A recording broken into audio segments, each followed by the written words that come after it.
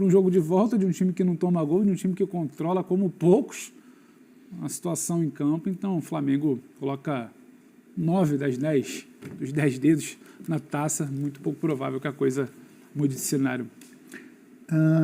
O Flamengo tem terça-feira um jogo em Bogotá. Sim. Contra o Milionários. Fez 3-0 no jogo de ida, está praticamente com a mão na taça. Aliás, o Flamengo que levou um gol no campeonato estadual inteiro com o time reserva. O que dá para imaginar já jogando para frente e qual foi o grande mérito do Flamengo para fazer 3-0 nesse Nova Iguaçu? Pedro Ivo Almeida, não Pedro Henrique Torres. Abel, eu acho que a gente precisa de fato começar a olhar para o Flamengo e olhar para frente, saber o que vai ser feito em Bogotá, saber o que vai pensar para o jogo da volta da semana que vem, já olhando para a segunda semana de Conmebol Libertadores. E o que faz a diferença nesse Flamengo é o que faz a diferença durante todo o Campeonato Carioca. É um time muito seguro, um time de muita qualidade, não dá para dialogar com as outras equipes que disputam o Campeonato Carioca. Só que nos outros anos o Flamengo também já tinha uma qualidade muito superior aos seus adversários, mas dessa vez o Flamengo joga. E como é que ele joga? Ele joga a partir do momento que ele controla o jogo. Quem dita a dinâmica do jogo é o Flamengo. Então o Nova Iguaçu, quando ele tenta querer editar minimamente o jogo, ele tenta fazer o seu jogo. É interessante porque tem o seu estilo, tem um 4-2-3-1 do seu treinador, que o levou de forma muito justa até a final. Mas quando ele tenta minimamente, o Flamengo não precisou se esforçar. O Flamengo não precisou esticar muito a marcha dele, não precisou fazer a sua melhor atuação para fazer um 3-0 na final, mas ele teve minimamente espaço e tem muita qualidade, muito seguro lá atrás. Então, acho que isso também ajuda a explicar. A gente pode falar de um primeiro tempo que acho que vai ter debate sobre o pênalti, mas não é sobre o pênalti. Tem debate sobre o gol anulado, mas não é sobre o gol anulado. É muito sobre como o Flamengo controla o jogo. O Flamengo não precisa em nenhum momento. O Flamengo em nenhum momento está sob perigo contra o time que impôs perigo à maioria de seus adversários do campeonato, que é o Nova Iguaçu. Então esse controle de jogo para mim do Flamengo, a todo momento parece que é o Flamengo que vai ditar o que vai acontecer em campo. Acho que isso explica o que é essa trajetória até aqui, explica o virtual título carioca do Flamengo. Daqui a pouco nós vamos falar sobre o pênalti dado para o Flamengo, quando fez o primeiro gol com o Pedro, o gol anulado também do Pedro logo depois, mas antes... óbvio que a gente tem que lembrar o bom trabalho do Nova Iguaçu com o Carlos Vitor, mas hoje não conseguiu fazer o que fez o campeonato inteiro, apesar de algumas defesas do Rossi também, né? Sim, ali no primeiro tempo, né, antes do primeiro gol, ainda tinha, e depois até o final do primeiro tempo, de vez em quando o Nova Iguaçu esboçava ali uma subida ao ataque e tal, mas com chutes um pouco mais de fora da área, normalmente. Eu fico olhando para o jogo, assim, não há termo de comparação entre o Flamengo e o Nova Iguaçu. Primeiro, é importante dizer que o Nova Iguaçu chegou onde chegou pelos seus méritos. Ele merece estar lá, ele fez um belo campeonato carioca, ele passou muito bem pelo Vasco na semifinal, ele merece estar lá. Agora eu vou virar a página para falar outra coisa. É óbvio que para o Flamengo, pensando em ser campeão estadual, está ótimo pegar o Nova Iguaçu na final. Agora para o Flamengo, pensando em ganhar condicionamento, ganhar ritmo, ganhar intensidade, pensando na temporada que começa logo ali na terça-feira e logo depois no Campeonato Brasileiro, é um adversário que exige pouco do Flamengo. Perfeito. Teria sido mais interessante um jogo com o Botafogo. Mas o Botafogo não se classificou. Ok, mas o Botafogo de hoje é um time que exigiria mais do Flamengo. Até com o Vasco, que eu acho que fisicamente cresceria, tentaria esticar mais a corda no aspecto de intensidade do Flamengo no jogo. O jogo hoje foi um jogo de um time, Nova Iguaçu, que ok, chegou aqui, está ótimo. E que tentou fazer o seu jogo, que é um jogo que gosta de ter a bola, que não se preocupa tanto com uma marcação mais dura, mais rígida. Abel, em alguns momentos do jogo, teve quase cara de um amistoso. Exato. Porque o próprio Flamengo não jogou no seu ritmo total. E em alguns momentos o Flamengo, que poderia ter vencido esse jogo, por um placar bem mais dilatado, parecia até um pouco displicente, tentando algumas jogadas que a gente sabia que não eram as mais exatas. Finalização, achei assim. Chegava com uma certa tranquilidade e na hora de finalizar um pouco de displicência. Ou às vezes uma jogada individual, eu vou tentar aqui um drible, que nem sempre é o que seria o mais indicado num jogo de mais competição. Ficou mais com cara de um jogo assim de cumprir tabela. Todo mundo sabe que o Flamengo vai ser campeão. Ele não precisa dar o seu ritmo todo agora. Então é óbvio que ele vai ganhar, mas também é bom porque ele não se desgasta tanto. No segundo tempo, né, alguns jogadores já saíram pensando na partida da Libertadores e tal. É normal isso. mas em termos de teste para o time, né, qual é o real nível do Flamengo? Até onde esse time está pronto para jogar agora não serve como um teste. Porque o adversário é um adversário que chegou lá porque mereceu chegar lá. Não estou tirando, parabéns ao Nova Iguaçu, claro. Trabalho muito bem feito, mas não tem como disputar com o Flamengo. Então, a minha questão é essa. Até que ponto essas finais vão ajudar o Flamengo a se preparar melhor para os maiores desafios que virão a partir de agora. Ô, Abel, só para passar por lá uma coisa para não parecer injusto, o Flamengo, que às vezes parece até displicente de finalização, não é nenhum demérito, mas é que o cenário do calendário impõe isso. Você está olhando para terça-feira e está olhando para outra semana e para início de Brasileiro. Então não é que o Flamengo relaxou, não tratou com o devido compromisso. Só que você sabe que a coisa vai ser feita, então acaba que não é a mobilização de um Fla-Flu, não é a mobilização nem de um Flamengo e Vasco, que coletivamente pode ser até visto como abaixo do Nova Iguaçu, ou como Botafogo, ou como uma mobilização de uma estreia de Libertadores fora de casa terça-feira. É uma coisa do tipo, fizemos muito pouco e vencemos no primeiro tempo. Se fizermos um pouquinho também no início do segundo, que começa assim, o Flamengo faz o básico para criar, não capricha na finalização, mas quando capricha faz 2-0, já reduz um pouquinho a marcha, o Tite já começa a mexer, e depois acaba pintando um 3-0 ali, que é meio que um bate-rebate, a jogada que é bonita, mas o zagueiro corta para trás. Eu me assustei até se depois de derrotar, com a comemoração do terceiro gol, uma coisa meio... tá, valeu. Isso aí, vamos lá. Então, acho que explica muito isso que hoje ele passou do panorama do jogo. Também foi gol contra, né? Foi uma jogada linda do Pedro, mas foi gol contra. Mas se é um Fla-Flu 3-0 jogo dia da maçã do rival, como é que era esse terceiro gol? E aí o jogo estava tranquilo. O calendário te leva a isso. Eu acho que com esse sabor que ficou de acabou, o Campeonato Carioca está decidido, é o 38º título do Flamengo, a gente pode analisar o campeonato. Pensando na preparação do Flamengo para o que vem pela frente de Brasileiro, de Libertadores, de Copa do Brasil, a gente pode pensar no jogo de hoje, mas pode pensar na temporada do Flamengo até aqui, de um time que dificilmente sofre um gol, por exemplo. Claro, não é, Léo? Claro. Em outros anos, ter instabilidade no estadual gerou pressão no técnico, gerou dúvida sobre o trabalho e gerou esse tipo de instabilidade. Então, você fazer um campeonato sem sustos, um campeonato vencido de forma protocolar, acho que essa é a palavra, protocolar, chama atenção. Por quê? Como que o Nova Iguaçu chega na final? Vou citar, por exemplo, os jogos contra o Vasco. Jogos em que o rival não teve nenhum tipo de controle e o Nova Iguaçu explorando espaços e o Nova Iguaçu explorando, por exemplo, a intermediária ofensiva com chances de finalizar a rodo. Hoje eu me lembro de uma defesa difícil do Rossi, das poucas que ele fez em todo o campeonato praticamente. Então, o Flamengo teve a capacidade de tranquilizar o jogo, de abrir a vantagem com folga, e poder gerir, sim, semana que vem. E acho que não vai ser nenhum desrespeito e nenhum demérito ao adversário, que o Tite até pense em algum jogador que não esteja 100%, não começar com ele. A partir de agora, a Libertadores ganha toda a importância. O Flamengo está num grupo em que ele é, sem dúvida nenhuma, o time mais forte, mas que ele pode pensar em ter a melhor campanha da fase de classificação, em ter vantagens aí de decidir em casa nas fases seguintes. Acho que a chave do estadual pode começar a ser virada já com alguma tranquilidade.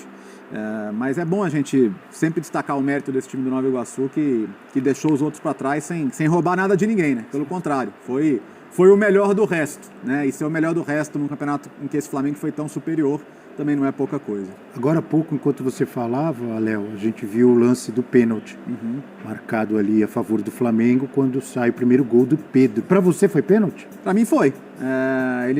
A bola já tinha passado, ele tenta chegar e toca o tornozelo do Ayrton Lucas. É verdade que ele demora um pouco para cair, mas, na minha opinião, o ônus da penalidade não é de quem sofre, é de quem comete. Fora da área, acho que não teria muita discussão. Então, e até se tivesse na posição do VAR, eu também não indicaria revisão para o árbitro, não. Será que eu vou ficar sozinho nessa? Não. Porque para mim não foi pênalti, não. Acho que eu tô com você, então. Você tá comigo? É porque eu entendo eu entendo o argumento do Léo, só que eu ficaria um pouco mais do lado dele se o pé que parece que sugere ser calçado, o pé que tropeça, fosse o mesmo do choque. Ele toma ali em tese um calço no pé direito, se mantém em pé, não derruba, essa trombada que, para meu ver, é o choque ali, e ele tropeça ao esquerdo. Então, assim, eu não sei de onde surgiu aquele tropeçou ali do esquerdo. Pode ser aí também, não é que seja uma verdade absoluta, pode ser um desequilíbrio, o esquerdo não fixou no chão, mas o calço no direito e o esquerdo do nada ele acaba calçado. Eu não achei pênalti, eu acho que tinha condição de seguir, ele optou por cair, a meu ver, mas assim também, Abel, eu não estou vendo um lance absurdo, um escândalo, apenas uma simulação, porque tem também o lance do impacto do que pode ter derrubado, acontece, não. Eu não achei. Né? Eu não achei. O contato, Mas pode ter, ele de fato, aconteceu. desequilibrado. Só que, na minha visão, ele continua a passada, ele dá mais 2 ou 3 passos ali e aí cai sozinho. Parece até que se atira, né? Na minha visão, não houve o pênalti. O Léo pensa diferente. Você, Eugênio? Eu acho que nós estamos na era do streaming. Então é o pênalti com delay, com atraso. Atraso? Ao toque, ao contato, o que a gente pode tentar fazer uma força assim para entender a marcação do árbitro, porque assim, claramente aqui é depois, né, bem depois, é que de repente ele interpreta que há um desequilíbrio que vai aos poucos minando a capacidade do Ayrton Lucas de se manter em pé. Então você dá um toque aqui, dá uma balançada, no primeiro momento seguro, mas ali na frente já vai caindo. Mas que, assim, você olha e acha estranho, olha, todo mundo acha que acha estranho, porque ele, quando cai mesmo, o movimento de queda, agora, é bem depois do contato, né? Então, mas, o Abel, esse lance perde muita força pelo que foi o resto do jogo. Eu também acho. Né? Se não desse o pênalti, não ia mudar nada. O Flamengo ia ganhar do mesmo jeito. A discussão estava maior no intervalo. A discussão estava maior no intervalo. Depois, quando o Flamengo vem, resolve fazer um pouquinho a mais ali no início do segundo tempo, controla o restante do jogo, ainda faz o terceiro, só aí é muito mais para se debater, porque tem que ser debatido, tem uma questão ali. Mas, até falei aqui no início, não é por aí que passa o resultado, a história do jogo, a história do título carioca do Flamengo. E o gol impedido do Pedro, acho que aí não tem como discutir, porque eles traçam a linha. Eu, particularmente, não gosto dessas linhas, mas não é questão de gostar ou não, né? É a regra, traçaram a linha. Eu não gosto porque o gol é anulado. Para mim é jogar contra o esporte, contra a essência do esporte que é o gol. O gol é anulado por centímetros, milímetros ali, a ponta da chuteira, mas não tem o que discutir, né? Tem que discutir? Se a linha não foi colocada no lugar errado, né, e pareceu que não, o ombro de um e a ponta da chuteira do outro, então a revisão demora um pouco mais porque ela é de fato milimétrica, mas esse é um lance que eu não tenho, como é que eu vou dizer, argumentos para discutir. Né?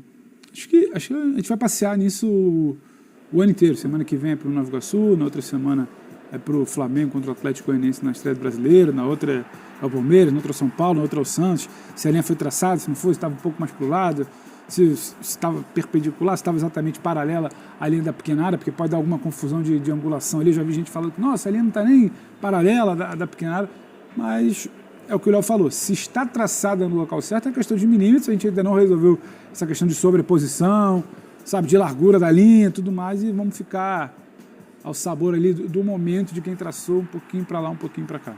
Eu lembro que antes de começar a temporada falávamos muito, não só nessa temporada, nas anteriores, com a riqueza de elenco que tem o Flamengo, quais são as opções, onde pode mudar, onde que o técnico está errando ou não está acertando. Esse time do Flamengo, daqui para frente, qual é a dúvida? O que pode mudar? O que pode melhorar? Ou o Tite achou o time, vai assim? Eu sei que você defende muito o uso de 2 times, um para as Copas e um para o Brasileiro. Não parece ser essa a ideia do Flamengo, mas se você olhar o que tem à disposição hoje, o Flamengo contratou 2 jogadores nesse início de ano que já chegaram, estão cada vez mais se adaptando ao dia a dia do Flamengo, ao clube, que tem peso para assumir condição de titular, que são o Matias Vinha, lateral esquerdo, e o Léo Ortiz para a zaga. Então, são 2 jogadores que estão ali esperando a hora de, opa, o lugar é meu. No caso do Léo Ortiz, se a gente pensar que ele poderia entrar na vaga do Fabrício Bruno, isso aí sofreu um baque muito grande com a convocação do Fabrício Bruno para a seleção brasileira, e não só a convocação, ele jogou e foi bem na seleção brasileira. Você pode ter a sua opinião diferente, mas, no geral, compôs bem a zaga da seleção brasileira. Então, atrasa um pouco a questão do Léo Ortiz.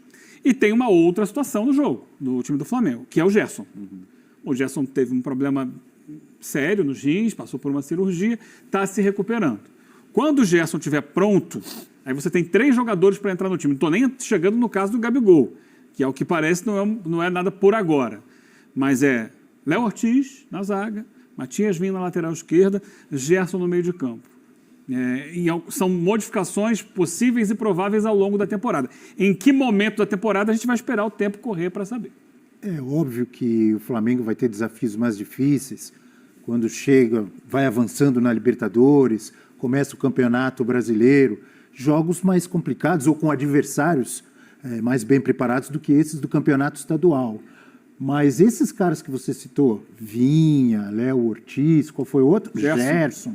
Do jeito que está agora, eles vão ter que esperar acontecer alguma coisa, uma suspensão, uma lesão, porque não está acertado o time? Agora, tem uma coisa que inevitavelmente vai acontecer, que é a Copa América.